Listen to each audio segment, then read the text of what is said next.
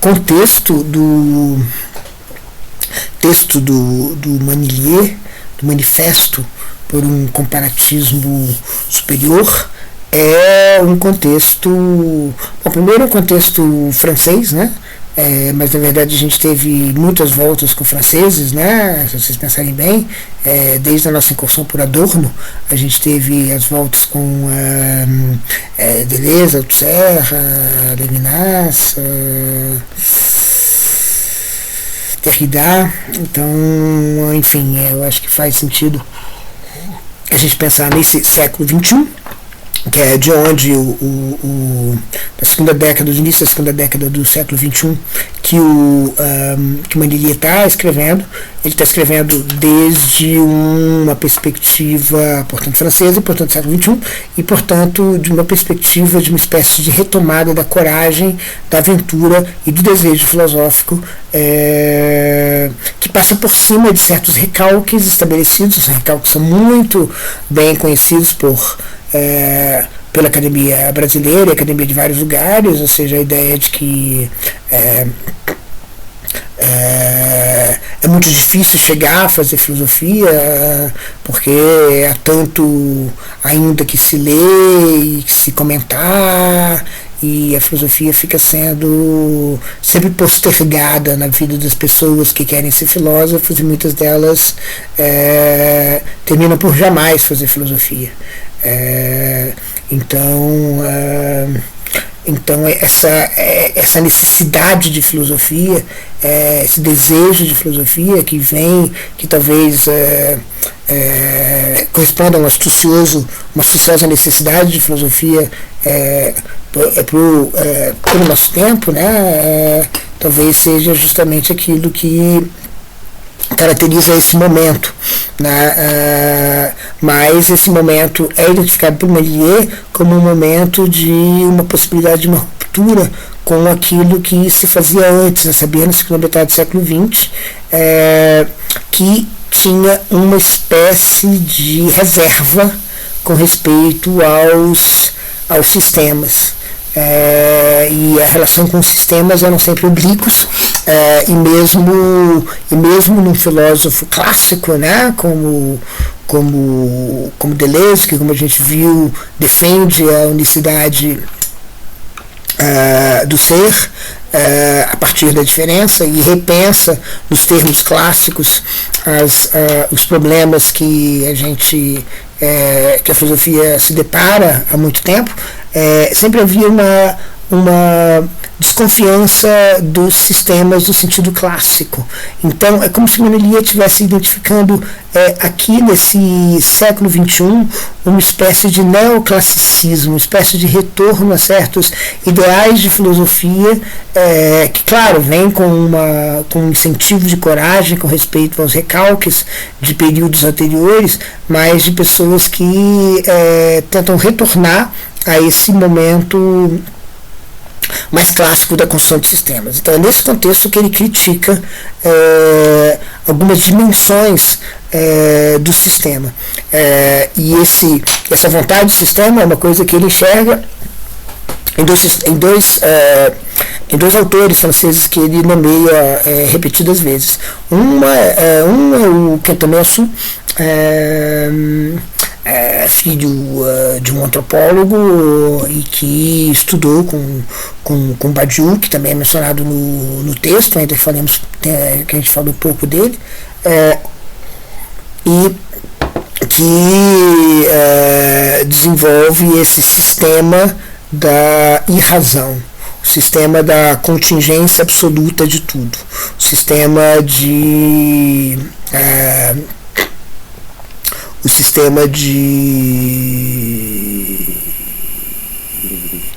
que todas as coisas são contingentes, o sistema do hipercaos. Então, o que o Meillassoux vai fazer na tentativa de sair de um momento que ele identifica, em que é um momento em que a correlação entre nós e o mundo substituiu a possibilidade da gente conhecer o mundo absolutamente, ou seja, ele identifica essa limitação à metafísica do correlacionismo a partir do trabalho de Kant, que colocou um limite na possibilidade de conhecer as coisas absolutamente em si mesmas. Na verdade, Kant colocou isso em forma fraca, no correlacionismo que ele chama de um correlacionismo fraco, porque ele apenas indica que o conhecimento do absoluto é impossível, ainda que o absoluto seja pensável, e de fato é importante pensá-lo, é importante de alguma maneira ser informada por essa distinção transcendental entre as coisas em si mesmas e os fenômenos que então são para nós. O Meillassoux entende que o correlacionismo, ou seja, essa ideia central que foi desenvolvida e foi fortalecida a partir de Kant, até o ponto de que, enfim, para muitas filosofias, segundo ele, era impossível sequer pensar em alguma coisa sem nós. Só podíamos pensar no mundo através de nós e em nós através do mundo, ou seja, só a correlação era possível ser alcançada. Então algumas variantes disso envolveram, por exemplo, a ideia de que a correlação era mesmo o absoluto que se poderia almejar e o único absoluto que se poderia almejar. E isso é o que ele quis escapar, e a maneira em particular que ele quis escapar era justamente postulando que a correlação já desde Kant uma contingência, ou seja, não há nada que garanta essa correlação, não há nada de necessário nessa correlação. A gente poderia ter uma correlação completamente diferente, a gente poderia encontrar o mundo de um jeito completamente diferente. Se a gente tivesse, por exemplo, estruturas de percepção, entendimento e razão completamente diferentes, se a nossa sensibilidade, as nossas categorias, as nossas ideias fossem outras. Então, esse caráter contingente, essa facticidade, como ele diz, mostra que não pode a correlação ela mesma ser absoluta. O que é absoluto é justamente a facticidade da correlação. O que é absoluto é justamente a contingência. Então ele faz todas as coisas são contingentes e o único absoluto, portanto, o único necessário, portanto, é a contingência. Então você tem contingências e a necessidade dessas contingências, tudo pode acontecer, ou seja, por exemplo, que Deus não exista é uma contingência. O ateu, em geral, erra em dizer que é necessário que Deus não exista por uma contingência, e ele diz assim, é plausível que de fato Deus não exista por causa do problema do mal. Há mal no mundo, portanto, não há sentido em dizer que Deus não existe, mas Deus pode vir a existir. E vindo a existir, ele pode fazer muitas coisas, vindo a existir, o Meillassoux vai confiar, ele pode eventualmente produzir justiça no mundo. Só que tem uma coisa que Deus não pode fazer, que é abolir a facticidade. Ou seja, abolir a ideia de que tudo, que só existe uma necessidade, que tudo é contingente. Então é essa necessidade que nem sequer Deus pode abolir. Então essa necessidade estrutural, e ela forma mais ou menos um sistema, porque, veja bem, aqui você tem uma maneira de pensar sobre todas as coisas, você tem uma maneira de pensar em que tudo é contingente, é uma espécie de absolutismo, oposição ao relativismo, no sentido que o Manilier dá a esses termos, né? Ou seja, uma tentativa de mudar completamente a maneira de pensar sobre o mundo, né? E entendê-lo do início ao fim, como Descartes fez, né? Como se a gente estivesse procurando um certo princípio que fosse absoluto e que tivesse, portanto, repercussão em todas as coisas. Então é por isso que de fato, Meillassoux começa o livro dele, depois da finitude, de 2006, falando sobre Descartes, falando sobre o projeto de Descartes, o tipo de projeto como o projeto de Descartes, que foi abandonado pela filosofia depois de Kant, enfim, né? Então Meillassoux, em certo sentido, é uma retomada disso, não exatamente uma metafísica, mas eu vou dizer, mas justamente de uma filosofia especulativa da forma materialista que vai dizer que tudo é contingente. Bom, não importa, o que importa para a gente é o sistema. Então ele enxerga uma Manilier, Meillassoux, uma vontade de sistema, e a vontade de filosofia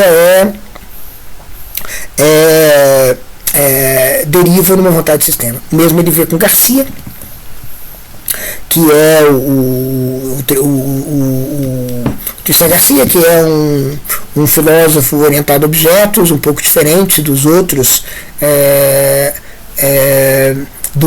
associado também como a esse movimento do realismo especulativo, uma associação que não é evidente, né, assim, porque, afinal de contas, Messo foi um dos convidados no evento que inaugurou o movimento no ano 2007. O Ortega Garcia é um ontólogo orientado a objetos e, portanto, alguém que faz um trabalho que, em certo sentido, dialoga com outro desses iniciantes, né, desses fundadores, que é o Graham Harman. E o Garcia tem essa ideia de que tudo, digamos assim, pode ser visto sobre dois modos de existência. Um modo de existência em que as coisas estão relacionadas entre si, e um modo de existência em que as coisas são isoladas e apenas definidas a partir do seu contraste com todo o resto, todas as outras coisas, não importam que coisas. E ele cria com isso um sistema, porque o formal e o objetivo, como ele diz, formam, portanto, um sistema para você pensar em todo tipo de objeto. Bom, isso rapidamente para a gente falar, já fiquei muito tempo falando já sobre o Garcia e o Meillassoux. Então, o Manilier, ele vai dizer assim, olha, na verdade, a gente tem que tomar certo cuidado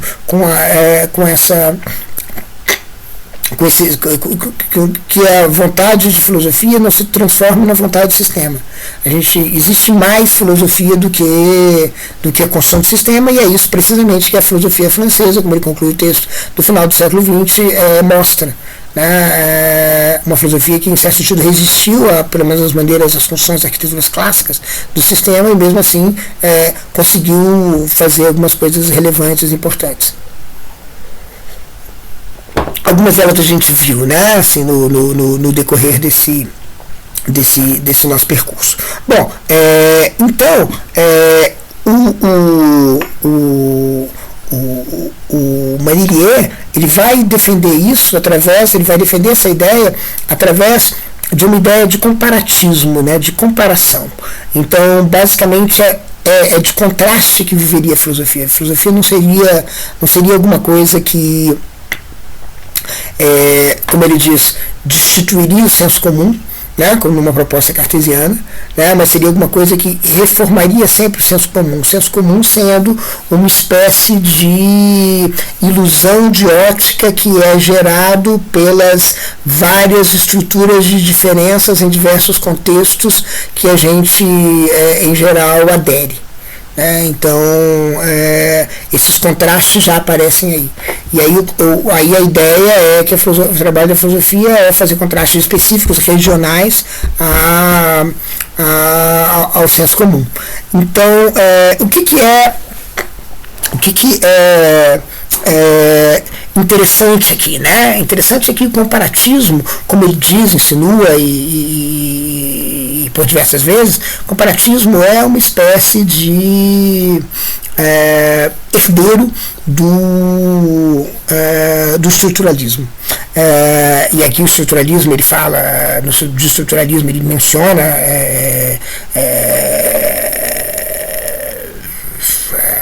Althusser, rapidamente, que nós vimos, mas menciona Saussure, Lévi-Strauss, Lacan e Deleuze, né, como estruturalistas, e, portanto, ele estaria, inclusive, pronto a, em certo momento do texto, vocês viram, tentar conciliar o equívoco que ele considera crucial, o equívoco que é a base do sentido no senso comum, com a Universidade do Ser deleuziana. Mas, de toda maneira, o estruturalismo ele é baseado em contrastes, né? Comparatismo em contrastes, né? Então, basicamente, os contrastes são, por exemplo, o que dá sentido a uma língua. Então, a ideia de Saussure é que os significantes eles eram identificados pelo seu contraste com os outros significantes da língua. Então, é só quando você tem, em certo sentido, uma estrutura linguística que você pode falar de um significado. Desculpa, que você pode falar pode identificar um significante, por exemplo, o significante pilha. Então, que a gente estava falando um pouco quando a gente está falando sobre Derrida. Só que Derrida vai abraçar um hiperestruturalismo que o Manilier não necessariamente está disposto a abraçar, porque o que ele quer é, de alguma maneira, retomar essa ideia estruturalista e aplicá-la à filosofia. Isso seria comparativismo. Então seria a ideia de comparar cada ideia com comparar outras coisas, contrastar alguma coisa com o sistema, com o senso comum, e esses contrastes são contrastes regionais. O que esses contrastes fazem? Eles criam certas dualidades, fora das quais os termos da dualidade não podem ser entendidos. Então, quando você adiciona, por exemplo, ao princípio da racionalidade de todas as coisas, a ideia de que tudo é contingente, você cria uma dualidade que, em certo sentido, permite que você enxergue coisas que você não enxergava antes. Então, justamente, você modifica o sentido do senso comum e modifica, e é esse o ofício da filosofia. Um ofício que portanto, não uma teoria geral do significado, não uma teoria geral do ser, como ele insiste várias vezes, mas justamente um jogo de oposições, um jogo de contrastes, um ofício de comparações. Então aí você vai então substituindo certas coisas por certas coisas, e aí as coisas vão adquirindo novos significados. E essa aquisição de novos significados vem diretamente dessa herança estruturalista, é uma espécie de tentativa de passar do estruturalismo diretamente ao século XXI, como se ele estivesse dizendo, já que se trata de desempolrar heranças do século XX para fazer filosofia do século XXI, talvez o melhor ou uma boa pedida seja fazer isso com o estruturalismo, porque o estruturalismo ele justamente teria sido mal compreendido, ou melhor ainda, mal desenvolvido, porque ele foi abandonado muito cedo. Então a ideia do Manilier é que não houve tanta, haveria mais a ser explorado. Então essa exploração é justamente dizer que não há um começo, um ponto arquimediano, uma busca de uma estrutura fundacional, um fundamento, mas antes há sempre um trabalho de contrastes.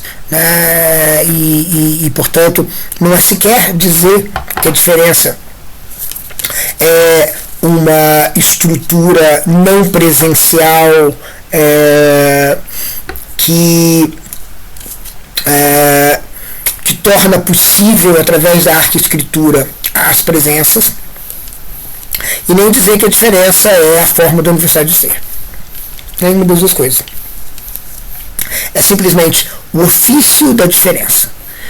A diferença aqui se coloca não como uma metafísica, como em Deleuze, não como uma metametafísica, ou como um discurso de crítica metafísica, ou como, se a gente quiser, uma espécie de segundo começo, depois da metafísica, mas como uma metafilosofia. Então, a diferença, enquanto formação de uma articulação de diferenças, é o que deveria mover o ofício da filosofia, e de fato move o discurso da filosofia, como ele diz, apesar de que os filósofos pensam que eles estão fazendo. Que na verdade os filósofos estão fazendo, quando eles estão fazendo o que eles fazem de melhor, é justamente mostrar esse contraste entre coisas. Então a diferença aparece aqui como não como uma presença, nem como uma estrutura, uma infraestrutura,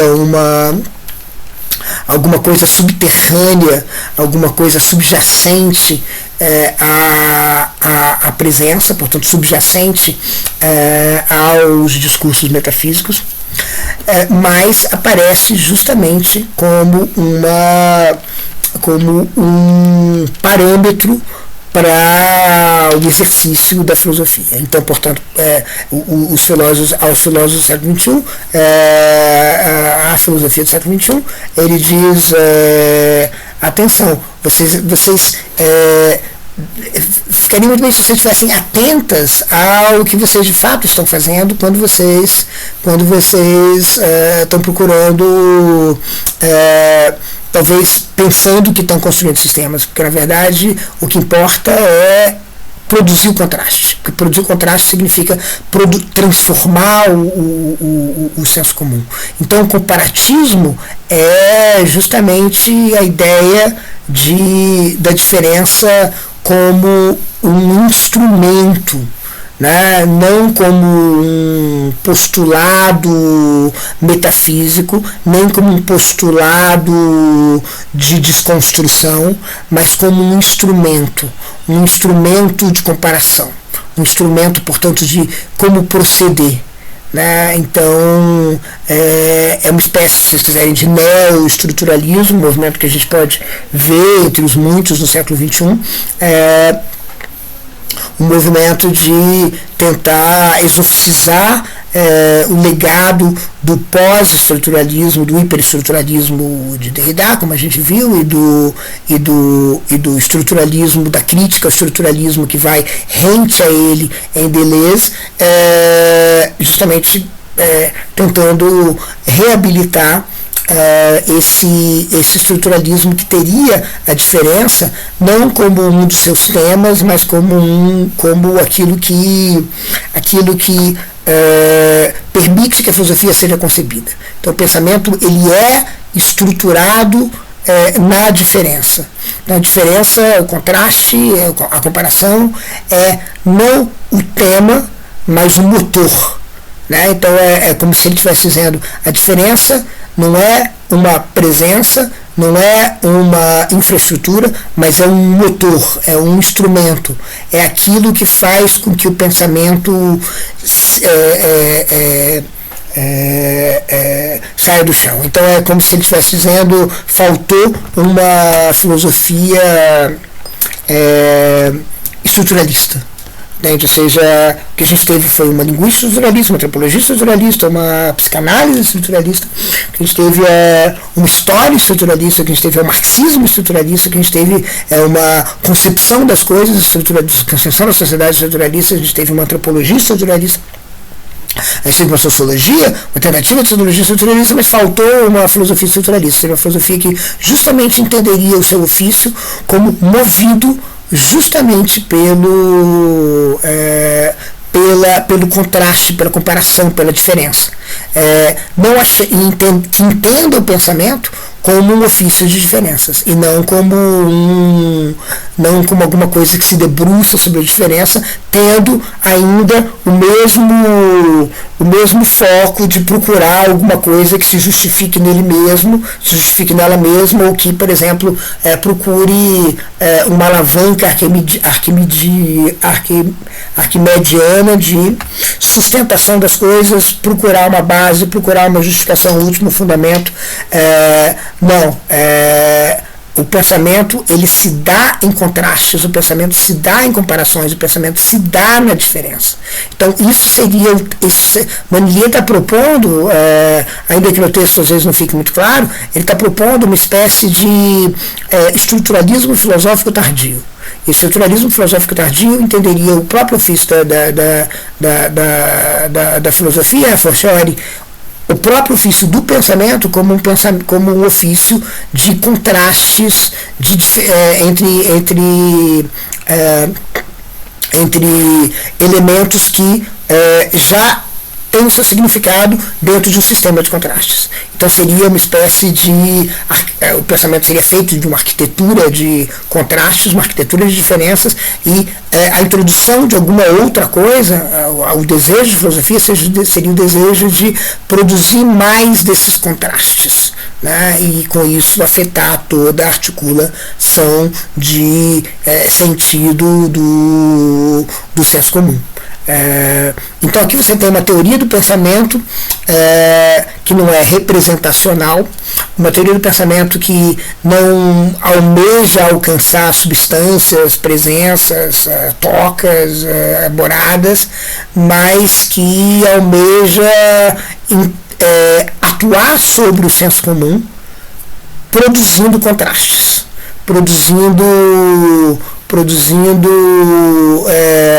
fazendo com que a diferença atue sobre o significado dos termos estabelecidos. Então, o ofício da filosofia seria guiado pela diferença. A diferença é nesse sentido que a diferença é metafilosófica, nesse sentido que eu estava falando, né? Ou seja, é nesse sentido que a diferença é justamente alguma coisa que seria um motor mais do que um tema para a filosofia, nessa tardia concepção da filosofia e do pensamento em termos estruturalistas, que seria o comparativismo, né? Então essa comparação que é possível justamente porque há uma diferença, e essa diferença é o que vai, digamos assim, mover os dois polos dessa diferença. Isso não quer dizer que a dualidade seja de qualquer maneira simples, né? Ou seja, a dualidade pode, o estruturalismo mostrou isso, Lévi-Strauss teve muitas voltas com as diferentes formas das dualidades, mas de toda maneira aqui você tem o trabalho da diferença. O trabalho da diferença que é o pensamento. Então a filosofia é associada a esse motor que é o pensamento e que é a diferença, e é a diferença que trabalha, né, na produção dos contrastes que terminam dando sentido a tudo que é pensado e dando orientação à possibilidade mesma do pensamento.